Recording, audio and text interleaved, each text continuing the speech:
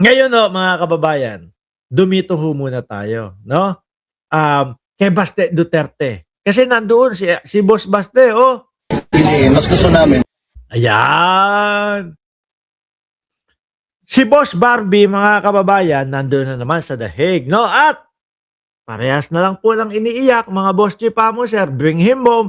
Parehas lang din ho, mga kababayan, na palayain si dating Pangulong Duterte. At ang kanyang sinasabi, paulit-ulit ho silang mga DDS, mga bossing, kanilang sinasabi ay dapat si dating Pangulong Duterte ay nakakulong doon dyan sa Pilipinas. Yun yung paulit-ulit nilang sinasabi.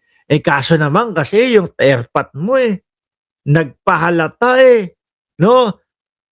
Nagpahalata na kapag siya ang presidente o kapag kayo ang nasa tuktok, dehins kayo magagalaw. Kaya yung mga biktima di umano sinamahan ni dating Senador Antonio Trillanes, mga bossing. Saan? Sa ICC. Kasi doon, mukhang magkakaroon ng patas na laban. Pakinggan ho muna natin si Boss Barbie, mga kababayan. Nung lintik to si Baste. Ilang beses nang sasabihin na bubugbugay, sasampalin si General Torre. Hanggang ngayon ho, wala pa ding nagagawa ang tungaw. Game, Baste! Sige, banat! Kami, pagpipiliin, mas gusto namin, kung may kasalanan yung tatay ko, dapat tanong sa Pilipinas. Dapat sa Pilipinas. Paano kapag ka sa Pilipinas? Ganito, ha? Basta namin yung gagawin ninyo Pag sa Pilipinas, sasabihin, uy, tanda na nung tatay ko, no? Ano na lang natin to, house arrest na lang natin ito.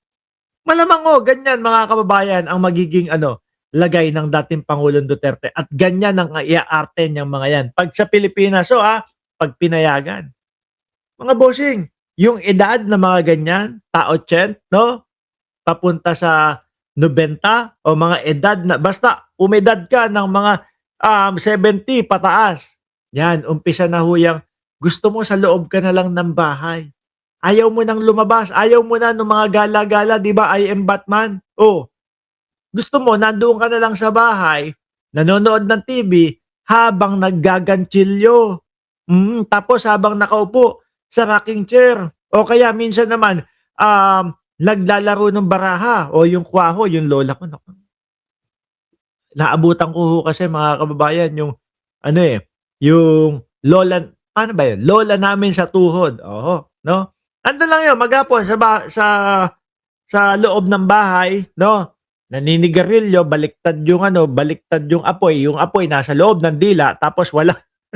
Habang siya naman, naglalaro ng kwaho, mga kababayan. Ganun. Yun na lang ang trip ng mga thunders, mga kababayan Ganyan na ganyan ang gagawin nila kapag ka naiuwi ang dating Pangulo Duterte. Paano yun? Di parang ano na lang yun, parang pumabor pa sa inyo yung magiging sitwasyon kung si dating Pangulong Duterte ay hahayaan papayagang umuwi. Di ba, Baste? Hindi dito, sa Europa. Hindi sa Banyaga. Kaso kasi nung panahon, nung airpat mo sabi sa iyo, yung panahon ng airpat mo, narinig lang, iimbestigahan ng ICC si dating Pangulong Duterte, si Duterte, that time. Ano ginawa? Kumalas agad, natakot agad. Di ba? So yung mga ganong kilos, ganong galawan nila, mga boss chipamo, sir, napaghahalataan sila na hindi alam mo yon, hindi magpapa-aresto or whatever na hindi papatas, mga kababayan. Ngayon, dahil ramdam yon ng mga kamag-anak ng biktima, rekta sila doon sa ICC, boss. Diyan kung nasaan si dating Pangulong Duterte. Technically, walang pa yung usapan. Saka boss, ginawa ang ICC no? Para magkaroon ng tipo bang para sa mga biktima. Tapos ang kalaban nila yung estado, kalaban nila presidente, kalaban nila alam nilang mahirap gibain. Yan. Diyan pumapasok o diyan ang ICC. para maging balanse. Kasi kawawa naman yung Pilipino. Oh, kawawa naman ang Pilipino kung yung tipo bang wala ka ng laban. Bakit? Yung kalaban mo, yung presidente oh. Tapos ihahabla mo ba yon? Ipag hinabla mo, sasabihin, oh, hindi pwede, ganito, ganyan, yung mga nasa ilalim, pagtutulungan ka na. O, di ba? Ako ho, mga bossing, pabor na pabor ako kung sakali man na bumalik pa din ho ang Pilipinas sa ICC. No? Mga DDS, ayaw nyo yun? Bakit? Oh, kung sakaling magmalabis ang ating presidente na si Pangulong Bongbong Marcos, ay naku, may lalapitan kayo. May pupuntahan kayo. Kaso iba pala ang paniniwala ng mga DDS ho kasi mga bossing no? Paniwala ng mga DDS mga kababayan si Trillanes ang bumubuhay doon, doon sa ICC. Nantok tong 18 marites na ito mga kababayan. Biruin mo, ang lakas ng trip. Sabi ba naman may nakukuha ang pera si Trillanes tapos ibibigay sa ICC, $2 milyong daw po. O, di ba? O yung mga DDS, mga naniwala naman mga kababayan, at makikita mo sa comment section, nako, kaya ayaw palayain si si dating Pangulong Duterte kasi may natatanggap ang ICC na pera. Mga bugok ang putik na yan. Di kung sana kung talagang tumatanggap ng lagay datong pera o suhol yung ICC, putik. Mas madaming pera si dating Pangulong Duterte dati. Kayo, tumatanggal kayo suhol. Eto, bigyan ko kayo ng ganito. Tigilan nyo na ako, ha? Di ba? Hindi yung kakarampot na 2 milyong piso, 2 milyong dolyar na ibinibintang ho, di ba, Shiro Kansaki? Tatay mo kasi. Kayo no? Akala nyo kasi, hindi na kayo, wala nang hihigit sa inyo or wala nang babalanse or akala nyo, hindi na kayo mawawala sa posisyon o kapangyarihan. Kaya naging ganyan yung mga asta ninyo. Sabi ni Pretty Boy, inabangan ko ang 19 na marites na yan. Inabangan ko sila magkakamali sumagot sa mga tanong. For sure naman yun. Mamaya, susunod natin yung 18 marites. Si Basti muna. Ano po si PRR Junior? Bisaya. Tingin ko, malusog naman siya. Thanks God. Malusog naman pala, okay na yun. Ako, maniwala ka sa akin, Baste. Yung airpot mo, soya na dyan sa Oblo.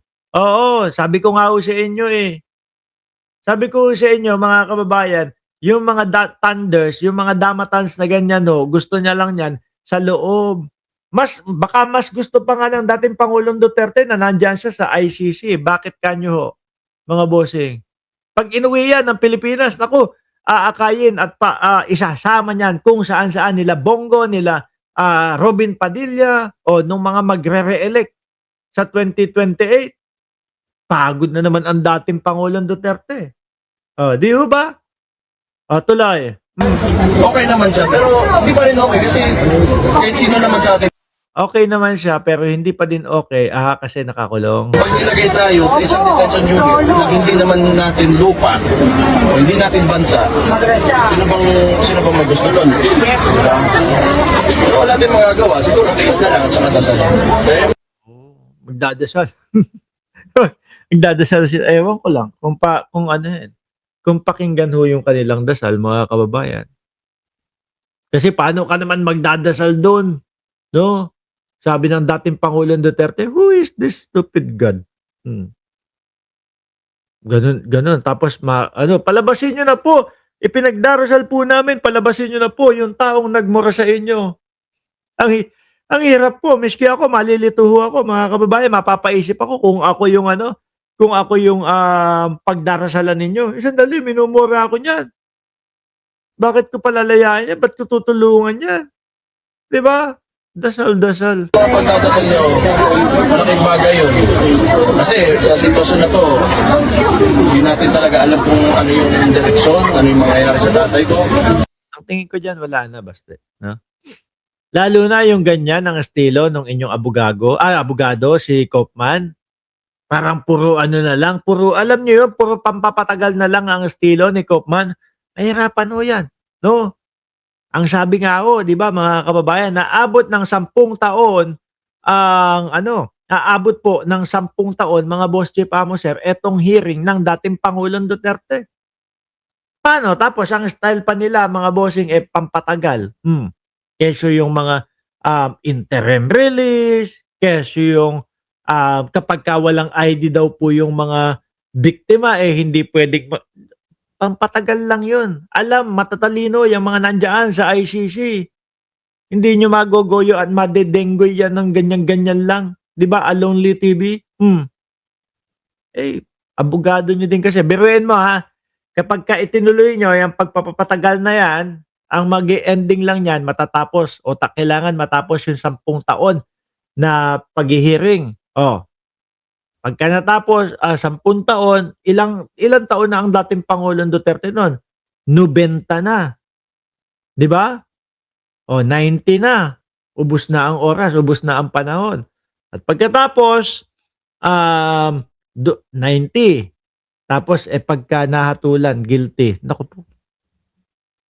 Yari. No? Mas lalong matatagal. Plus sabihin mo na 20 taon na lang kung guilty man lang. Ako ho, mga DDS, Pamilya Duterte, nakikita ko lang ho dyan, baka dyan na din po magtapos ang dating Pangulo. Kailangan tanggapin na lang po. Lalo na yung makikita mo estilo nung nung attorney nila. Hindi naman nakapokus doon sa mismong issue ng dating Pangulong Duterte. Palagay mo ba makukulong si Diggs kung andito sa Pinas? Hindi. Kaya gusto ng correct. No, sabi ni Terby, mangyayari lang ho dyan, i-request lang nila. Matanda na po si dating Pangulong Duterte. No? Gusto po naming hilingin sa inyo na pauwiin nyo na po ang aming ama. Pauwiin nyo na po ang dating presidente. Ganun lang po yan. Tapos maaawa. Okay, sige.